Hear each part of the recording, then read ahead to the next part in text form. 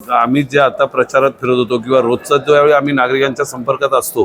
त्यावेळी माझा छोटासा म्हणजे माझ्या प्रभागामध्ये आज रोज हा ॲक्सिडेंट होतोय की कुत्र्यांच्या बाबतीमध्ये सातत्यानं आम्हाला तक्रारी येत आहेत की आबा आणि ते मी पाहिले पण की माझ्या इथं एक छोट्या कीर्ती शाळेमध्ये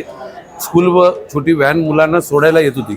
तर ती मुलांवर अटॅक करताना शेवटच्या स्कूल बसच्या ड्रायव्हरला उतरून त्याला त्यांचं संरक्षण करावं लागलं त्याच्यामध्ये त्याच्यावर कुत्र्यावर अटॅक झाला तुम्ही आकृतीत पाहिलं असं एका मुलीवर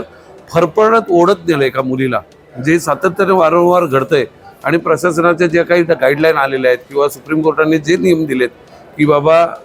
की जो डॉगचा जो न्यूसेन्स होते त्या संदर्भात काय केलं पाहिजे याचा महापालिकेच्या माध्यमातून कधीच त्याच्यावर कुठली कारवाई होत नाही शिवाय मी जे काही सुप्रीम कोर्टाने जे निकाल दिलेत की काय केलं पाहिजे याची प्रत काढून मी आज सभागृहामध्ये 128 लोकांना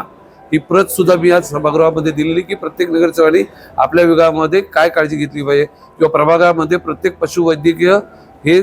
ऑफिस एक सेपरेट असलं पाहिजे कारण नागरिकांना जो त्रास होतोय पूर्ण पिंपरी शहरातलं नागरिक हातबल झालेलं आहे शहरातलं प्रशासन जागं झालं पाहिजे म्हणून मी कमिशनरांसमोर हे प्रतिकात्मक कुत्र्याचं म्हणजे त्याचा जो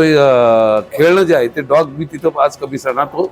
दिलेला आहे कारण त्यांना जाणीव झाली पाहिजे की बाबा प्रशासन जे झोपलेलं आहे 4 वर्ष यांना पाहिजे तसा मजा करता आलेली आहे त्यांनी पूर्ण नागरिकांना दुर्लक्ष केलेलं आहे म्हणून हे आज मी सभागृहात मांडलंय शासन असताना तुमचे आमदार त्या ठिकाणी खासदार तुमच्या महायुतीचे त्यांचं पण अपयश म्हणावं लागेल यामध्ये कारण त्यांनी पण पाठपुरावा घेणं नाही त्यांनी पाठपुरावा केला कारण तिथपर्यंत ते पोचू शकले नसतील तर त्यांनी पण पाठपुरावा या संदर्भात केला होता आकडेवारी दिलेली आहे का हो मी